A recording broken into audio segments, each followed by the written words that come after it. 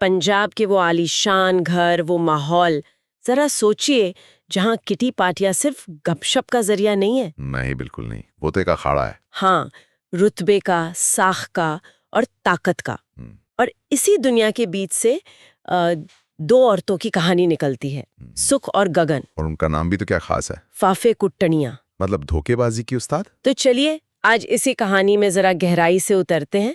ये सिर्फ एक एक सीधे साधे जुर्म की दास्तान नहीं है। नहीं, बिल्कुल नहीं। ये कहानी है बड़ी बड़ी ख्वाहिशों की, धोखेबाजी की और उन सामाजिक दायरों को तोड़ने की जो अक्सर औरतों पर थोपे जाते हैं। और यही बात इस कहानी को इतना दिलचस्प बनाती है। ये हमें उन सामाजिक दबावों, आर्थिक मजबूरियों के बारे में सोचने पर मजबूर करती है जो किसी को भी लीक से हटकर चलने पर उकसा सकते हैं। तो ये सुख और गगन है कौन? ये कहानी के हिसाब से तो ये कोई बहुत अमीर घरों से नहीं थी। नहीं, साधारण बैकग्राउंड था। बिल्कुल, पर सपने बहुत बड़े थे और इरादा वो तो जैसे चट्टान की तरह मजबूत था। और उन्होंने अपना स्टेज भी क्या चुना, किटी पार्टियों की दुनिया। जहाँ पैसा, रुतबा, इज्जत सब कुछ दांव पर लगा होता है।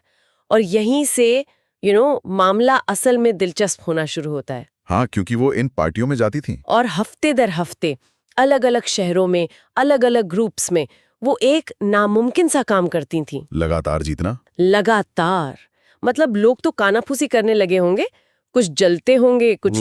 और धीरे धीरे डरने भी लगे। ऐसा लगता था जैसे किस्मत बस उन्हीं पर मेहरबान है। लेकिन ये किस्मत का खेल तो था ही नहीं। नहीं, उनकी ये जो किस्मत थी वो असल में एक बहुत ही चालाकी से बुना गया जाल था। वो सोशल इंजीनियरिंग की माहिर थी। एक मिनट, सोशल इंजीनियरिंग, ये तो कोई जासूसी फिल्म का शब्द लग रहा है। किटी पार्टी में इसका क्या मतलब हुआ? मतलब वो पत्ते नहीं छुपाती थी।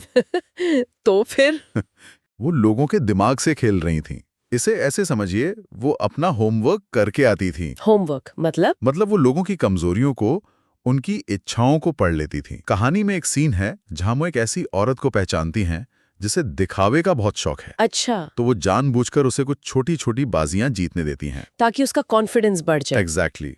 उसका अहंकार बढ़ता है। उसे लगता है आज तो मेरा ही दिन है।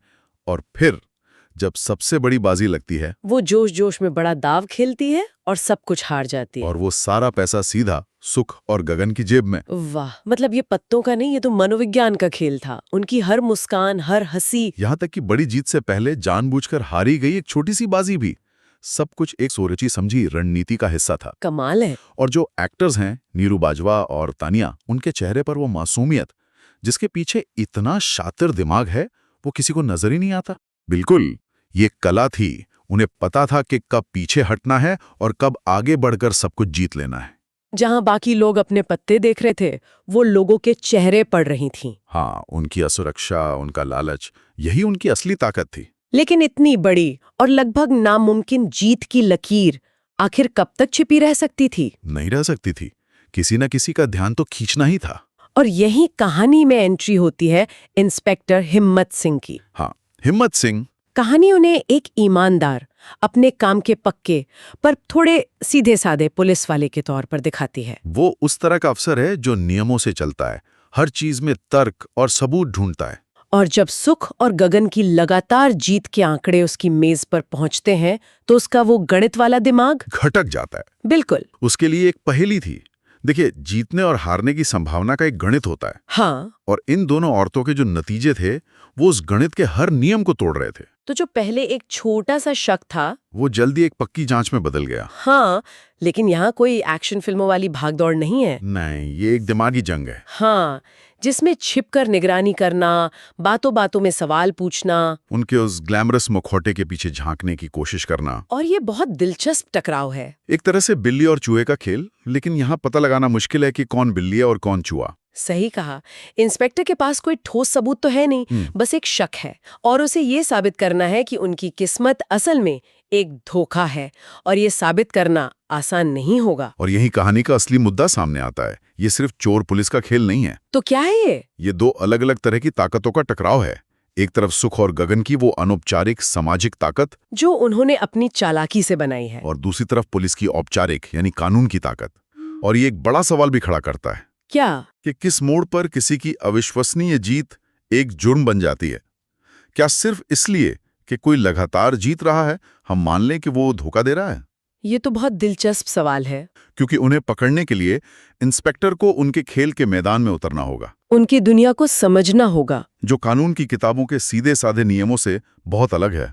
उसे उनकी तरह सोचना होगा। इसके बाद तो कहानी एक रोमांचक और कई बार मजाकिया टकराव में बदल जाती है। बिल्कुल एक हाई वायर एक्ट जैसा है। हाँ, जहां एक तरफ वो अपनी जोखिम भरी योजनाओं को अंजाम दे रही हैं और दूसरी तरफ कानून के कस्ते शिकंजे से भी बच रही हैं। और उनकी दोस्ती, उनकी महत्वाकांक्षा, उनके राज, यही उनका सबसे बड़ा सहारा थे। बिल्कुल। लेकिन अब उस सवाल पर आते हैं जो मेरे दिमाग में कब से घूम रहा है। आखिर वो ये सब कर क्यों रही थी? क्या ये सिर्फ पैसों का लालच था? क्योंकि कहानी को देखकर ऐसा लगता है कि मामला उससे कहीं ज्यादा गहरा है, बिल्कुल गहरा है। और यही कहानी अपनी परतें खोलती है। उनके काम, हाँ, वो गैर कानूनी थे, इसमें कोई शक नहीं। हाँ, वो तो थे। लेकिन वो गहरे सामाजिक दबाव और आर्थिक हताशा से पैदा हुए थे। वो सिर्फ अमीर बनने के लिए ये सब नहीं कर रही थी। तो फिर वो अपनी जिंदगी का कंट्रोल अपने हाथ में लेने के लिए लड़ रही थी। वे एक ऐसी दुनिया में अपनी जगह बनाना चाहती थी जिसने उन्हें रास्ते बहुत कम दिए थे। मतलब एक तरह से ये सिस्टम के खिलाफ उनकी बगावत थी, कह सकते हैं। उन्होंने देखा कि सीधे रास्ते पर चलकर वो अपने सपने पूरे नहीं कर सकती, तो उन्होंने अपना टेढ़ा रास्ता खुद बना लिया। हाँ, कहानी इसी तरफ इशारा करती है। कहानी में एक बहुत दमदार लाइन भी है। कौन सी? सारी कुड़ियां फेरी नहीं हुंदियां, कुछ बाज भी हुंदियां ने। सभी लड़कियां नाजुक परियां नहीं होती, कुछ बाज भी होती हैं। हाँ, ये एक लाइन उनके किरदारों को एक नई गहराई देती है। ये उनके कामों को सिर्फ लालच के चश्मे से देखने के बजाय एक तरह के विद्रोह या अपने अस्तित्व को बचाने की लड़ाई के तौर पर पेश करती है। बिल्कुल। तो क्या हम उन्हें एक तरह से फेमिनिस्ट आइकॉन कह सकते हैं, जो अपने तरीके से पितृसत्ता से लड़ रही हैं? ये एक नजरिया है जो कहानी सामने रखती है, लेकिन साथ ही ये एक और मुश्किल सवाल भी खड़ा करती है। वो क्या? क्या आप दूसरी औरतों को धोखा देकर एक फेमिनिस्ट आइकॉन हो सकती हैं? हाँ, सही बात है। उनके शिकार कोई ताकतवर मर्द नहीं थे, वे उन्हीं की तरह की औरतें थी जो किटी पार्टियों में अपनी बचत का पैसा लगा रही थी। कहानी इसका कोई आसान जवाब नहीं देती। और शायद यही बात इसे इतनी असरदार बनाती है। यह हमें उस ग्रे एरिया में सोचने के लिए छोड़ देती है। सही कहा, वो अपराधी हैं, इसमें कोई शक नहीं। लेकिन कहानी हमें ये सोचने पर भी मजबूर करती है कि उन्हें अपराधी बनाया किसने? क्या ये सिर्फ उनका अपना चुनाव था, या उन हालात का नतीजा जिसमें वो जी रही थी? ये उनके किए को सही नहीं ठहराता, पर उसे एक संदर्भ जरूर देता है। बिल्कुल। तो आज हमने सुख और गगन की इस कहानी की पड़ताल की। दो औरतें जिन्होंने पंजाब की किटी पार्टियों को अपने धोखे और दिमाग के खेल का मैदान बना लिया। हाँ, और हमने देखा कि कैसे उनकी नामुमकिन सी लगने वाली जीतों ने कानून का ध्यान खींचा, और कैसे उनके कामों के पीछे सिर्फ पैसा नहीं था, बल्कि सामाजिक दबाव और अपनी एक पहचान बनाने की जिद भी थी। ये कहानी अपराध, कॉमेडी और सामाजिक टिप्पणी का एक कमाल का मिश्रण है। बिल्कुल। और अंत में ये कहानी हमें एक बहुत जरूरी सवाल के साथ छोड़ जाती है। कहानी उन्हें उस इलाके की सबसे चालाक और अविस्मरणीय धोखेबाज कहती है जिन्होंने पितृसत्तात्मक समाज को चुनौती दी।